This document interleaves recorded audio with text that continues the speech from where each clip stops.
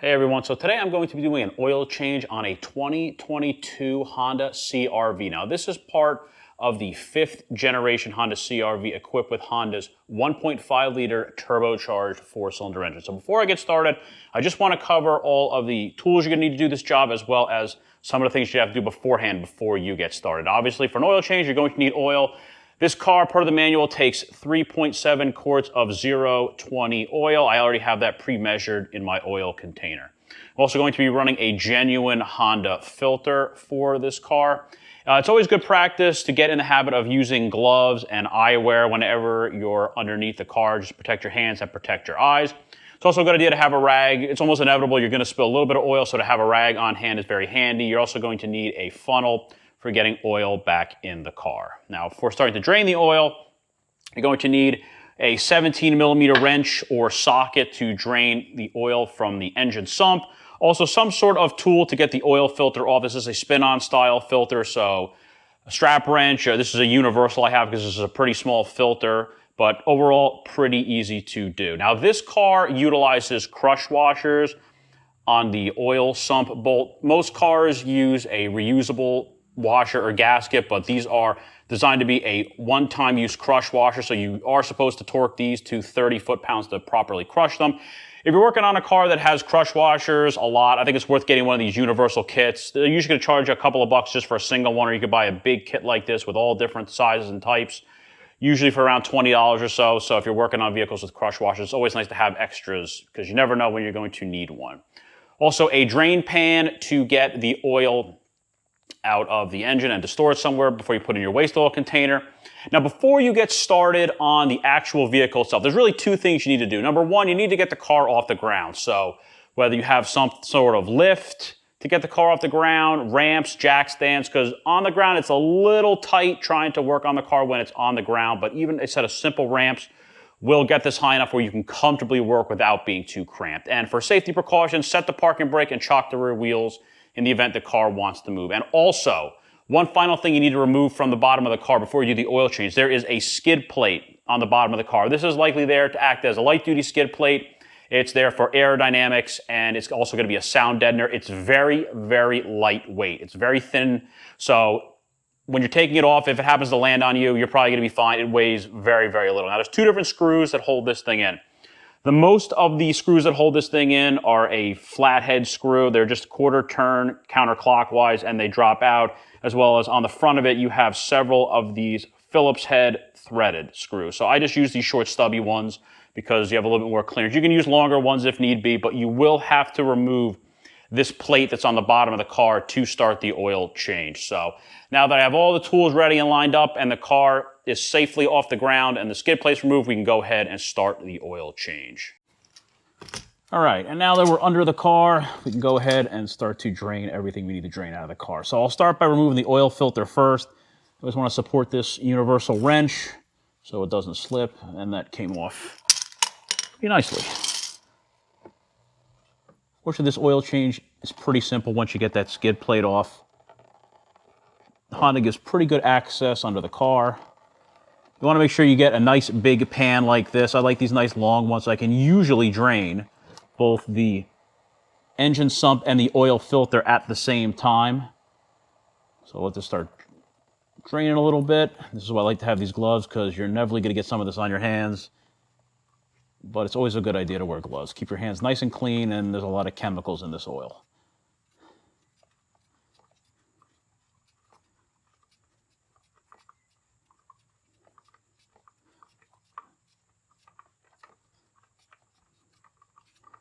This pan also has a spot specifically for the oil filter, so I can let it sit and drain while I drain the rest of the oil. There we go. Very simple. Very easy. Honda is nice enough to have engine oil punched into the engine block, the oil pan rather, so you know exactly where the oil is, so you don't accidentally drain the wrong one. They're one of the only companies that does that. So right there, it says engine oil. So I'll switch from my adapter to my 17mm 6-point socket. So you can see that little silver thing right there, that is actually the crush washer. Excellent. Again, these crush washers are one-time use, so you want to make sure that you replace it. Can you get away with using it again? Probably, but there is a potential for them to leak since they are one-time use. That is something that some people skip, but I wouldn't recommend it. It's not worth saving a couple of bucks to have an oil leak.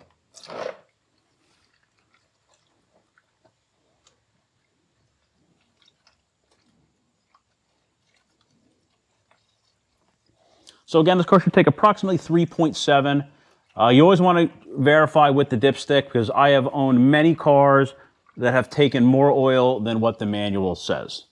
So you always want to be on top of that. You always want to make sure the car has the maximum recommended amount of oil in it without overfilling it. You can do damage to a car if you overfill it with oil as well. Slightly overfilled is usually not a big deal, but you do not want to underfill or overfill a car. If it's underfilled, you can burn it up. If it's overfilled, you can cause issues with it as well. So, well, it doesn't look too bad. You really can't tell the condition of an oil by looking at it. You really can only tell by having it analyzed, which I've also done for my Corolla several times.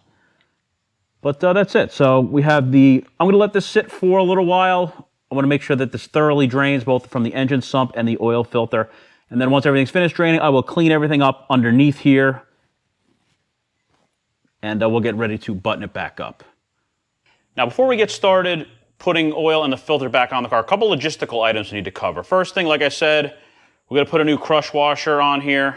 Again, these are one-time use only. Torque this to 30 foot-pounds, so I got to break out the torque wrench for that. If you don't have one, 30 pounds is pretty snug because you are crushing, essentially, that aluminum washer to make it get a good seal. And as far as the filter itself, when you take the old filter off, make sure the gasket comes with it. If you double filter it or double gasket it, forget it. It's going to make a huge mess and it's going to blow oil everywhere once you start the engine. So make sure that old gasket or O-ring, whatever you want to call it, comes off with the old filter. Since these sit vertically, you can pre-fill them. I pre-filled this probably 3/4 of the way out of that container that I have the 3.7 quarts that this car calls for in. So it's not completely full, so I'll be able to move it a little bit. And then you always want to put a fresh oil on the O-ring itself so it comes off and it doesn't stick once you go to do the next oil change. So now that the car's cleaning up underneath, we can go ahead and button this up and get the oil change completed. All right, back under the car, everything cleaned up. We want to make sure that the mating surface right here is nice and clean for the oil filter. We also want to mop up as much oil as we can so we don't think we have a leak when we actually don't, because it's just some residual dripping. So I made sure there was no gasket from the old one. That came off nicely. This is a spin-on filter. A little bit spilled out, that's okay. This is, again, a spin-on style filter. It spins on. These do not require a tool to properly tighten them. These are tightened by hand only. So I get a little oil on my hand, so I just clean that up so I get good torque. Typically, 3/4 to 1 full turn for spin-on filters once the gasket makes contact with the housing. That is typically the standard. It says 3/4 specifically on this filter, and you can feel it snug up very quickly once that happens. So this actually feels pretty good, and that had a very positive feel to it. So I had a little extra on the top of it there that just spilled out. That's okay. That normally happens. So, all right, we feel nice and tight. Excellent. Good contact, nice and tight. That should be fine. All right. So you have a little bit residual dripping. Mop that up as best as possible. And it's still a little bit dripping out of the engine sump.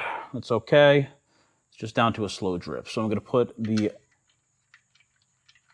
bolt back in. It'll stop dripping now. Wipe this up. Excellent. Now I'm going to switch to my torque wrench. 30 pounds of torque dialed in. Try to work around the camera.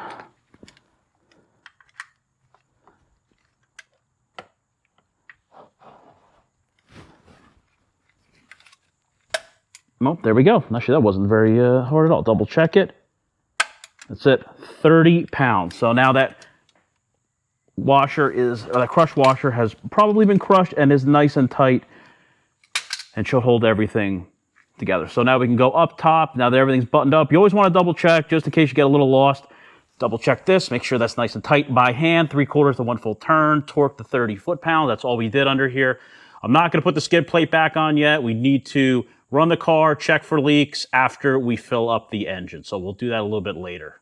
All right, now that we double checked, everything's buttoned up underneath. I have my funnel on here. I measured out 3.7 quarts, but I'm still going to be very thorough and check towards the end. Put a little bit of oil in the filter. And we're gonna fill this with fresh 0W20. It should say on the cap the correct oil weight, which it does on this car. You can also check the manual, and there's also lots of resources online to check. Again, it's very important to run the proper amount of oil. You don't want to run too little, and you don't want to run too much. When you want to run the car, once it's done, to check the oil, never ever run the car without the oil cap on top of the engine. It will make an absolute mess under the hood. I've seen other people do it before. So, and again, it is very common for the car to take a little bit more than the manual says. You always want to go by the dipstick on the car. I think most of the cars I've owned have taken a little bit more oil than what the manual says. Actually, so one of them took a lot more oil than what the manual said, according to the dipstick, which is what I go by, and I've had many mechanics tell me to go by that. So you always want to run the maximum recommended amount of oil without overfilling it to make sure the engine stays nice and cool and you have proper amount of oil so that it will get a proper lifespan out of the oil itself. I've run this Costco oil. This is the Kirkland stuff from Costco. It's a good Group 3 synthetic oil. I did some videos on this before comparing this to Mobil 1. I talked about the analysis I've done on this oil if you want to learn a little bit more about it. Check out some of my other videos that I've done regarding this oil. So that's 3.7 in the car. The filter is filled most of the way, so I want to run it so the oil filter can fill the rest of the way. I can check the proper level, check for leaks, and then I will put it on the ground. Okay, and now before we button everything up, we just need to do a test to make sure there are no leaks and to fill up the oil filter.